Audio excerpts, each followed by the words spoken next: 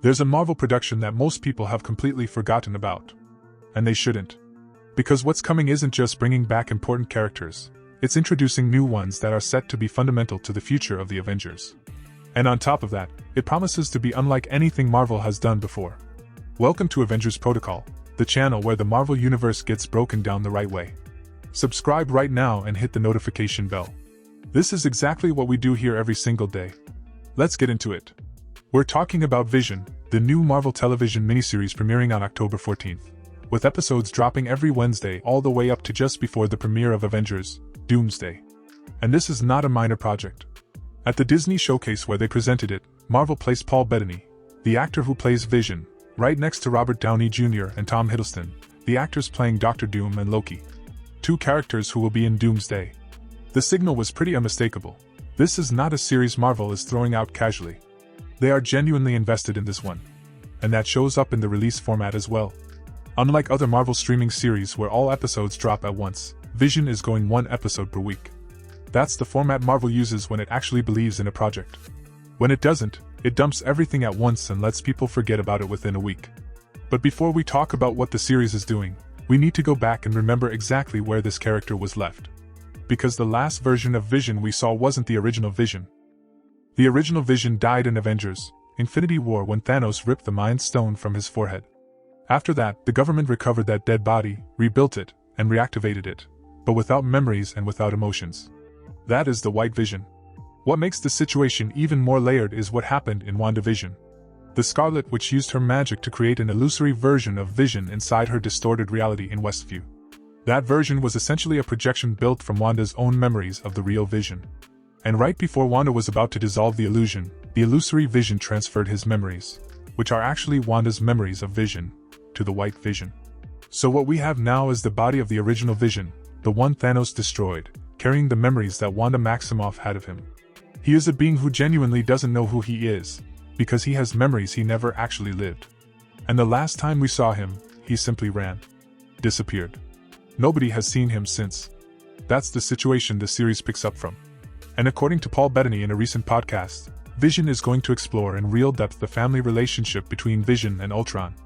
Let's remember, Ultron built Vision's body using vibranium, and was in the process of transferring part of his own consciousness into it. But the Avengers intervened, stole the body and decided to activate it in a rush, believing that what was there wasn't just Ultron's creation, it was a combination of many different things. Loki's scepter, which they didn't yet know contained the Mind Stone. Jarvis, Tony Stark's artificial intelligence system. Bruce Banner, who also contributed to developing the AI that eventually became Ultron.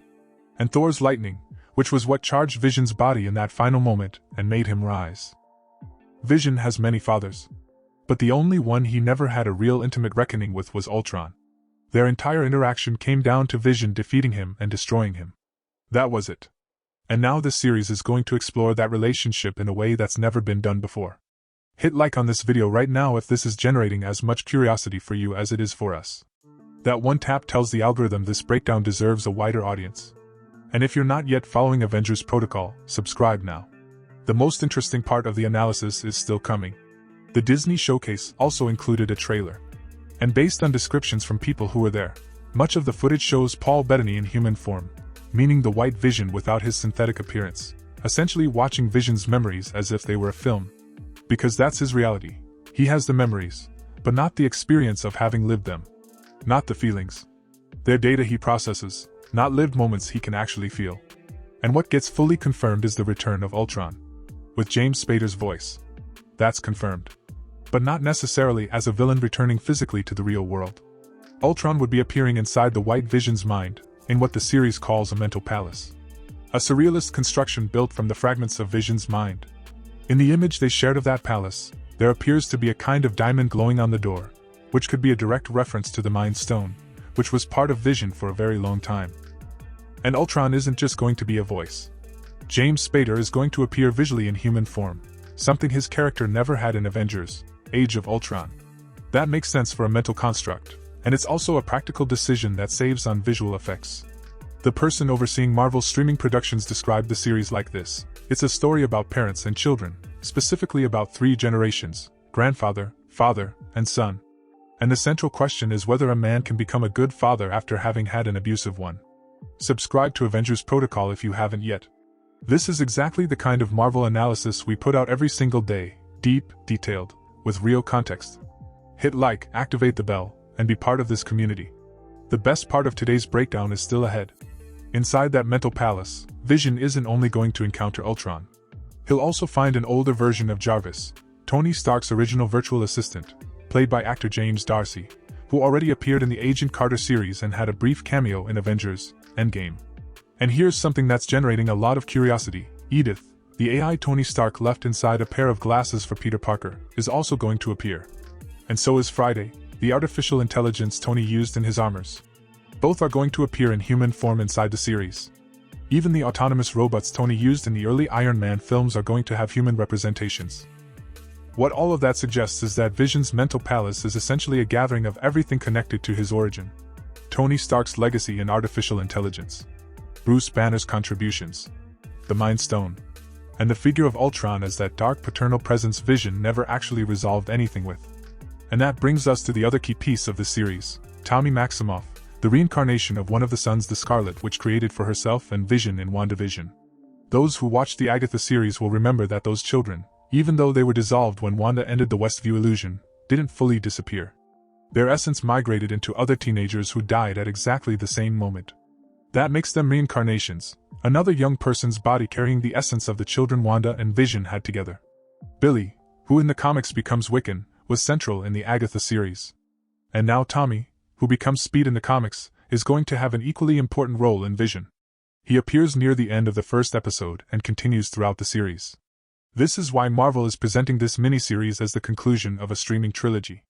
WandaVision was the first installment, introducing the White Vision and Wanda's children. The Agatha series was the second, developing Billy and giving Agatha a completely different role. And now Vision is the third, where the White Vision and Tommy are going to have to find a way to connect. The comics reference is also very relevant here.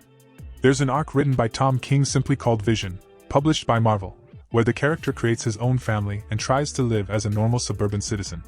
Many elements of that arc were already adapted into WandaVision, though with Wanda as the central figure rather than Vision himself. But the core of that story, Vision's search to understand what it means to have a family, what it means to be human, is very much present in what's being described for this new series. And that alone is a good sign. Tom King's Vision run is considered one of the best character-focused comics Marvel has published in decades. If this series recaptures any of that quality, the ceiling is very high. Now, there's something important about the context of this series within the MCU that deserves to be said clearly. Marvel needs this series to work. Wonder Man didn't pull the audience numbers Disney was hoping for. Daredevil, Born Again didn't reach the kind of widespread viewership the studio would have wanted. Vision is basically Marvel's last shot at streaming before Doomsday arrives to prove that its Disney Plus originals are still worth showing up for. And the characters it brings are powerful ones. Vision was already an Avengers member. Tommy and Billy, as Speed and Wiccan, are first-tier figures in the Young Avengers lineup from the comics. Depending on how well this series is received, these three characters could end up being central to the post-reboot MCU, potentially as members of the new Avengers. The most consistent rumors point to Secret Wars involving a recreated universe, or possibly multiverse. Marvel is going to execute certain reboots, likely recast some characters, redesign others. And a very interesting question emerges from all of this: could Vision's mental palace, which we see in this series, become physical during the events of Secret Wars? Could that mental space transform into a real location where characters like Ultron, Jarvis, and Friday could exist physically in whatever new universe gets built? There's no confirmation on that yet. But it connects perfectly with the narrative logic of what Marvel seems to be setting up. If you made it all the way to the end of this breakdown, drop the word Vision in the comments, so we know you were here for the whole thing. We read every single one. Hit like on this video if the analysis was worth your time. Every like helps this channel grow, and pushes this content toward more people who love the Marvel Universe as much as we do. And if you're still not subscribed to Avengers Protocol, there's no reason to wait. Subscribe right now, hit the bell, and join the community. We publish Marvel analysis every single day.